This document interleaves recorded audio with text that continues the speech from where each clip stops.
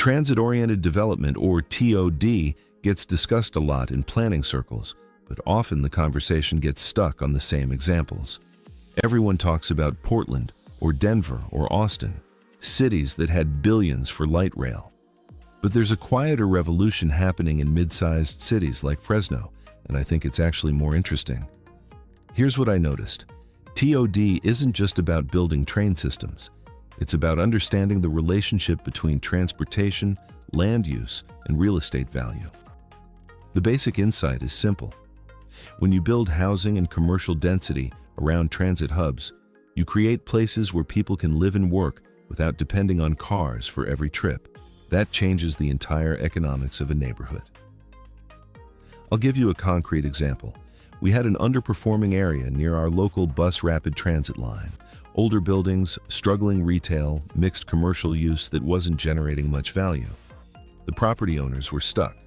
They couldn't compete with suburban retail. So we created a TOD plan, allowed higher density residential above retail, simplified parking requirements because transit users need fewer cars, and streamlined approval for new development. We didn't build the transit, it was already there. What happened surprised people who thought TOD only worked in big cities. Within 2 years, we had new apartments going in, local businesses expanding, and property values climbing. One landlord told me he went from barely covering maintenance costs to having a waiting list for apartments.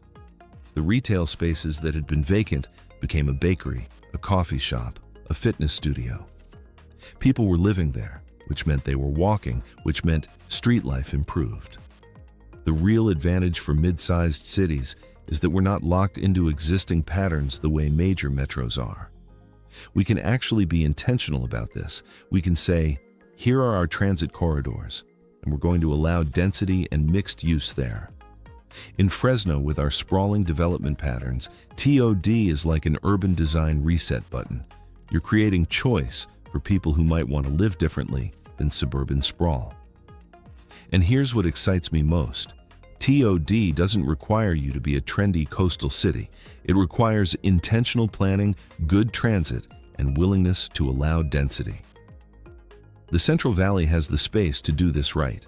We can build neighborhoods around our transit that actually work, places that feel alive, that reduce car dependency, and that make real economic sense for developers and property owners. Mid-sized cities like Fresno might actually be the real laboratories for what TOD can become.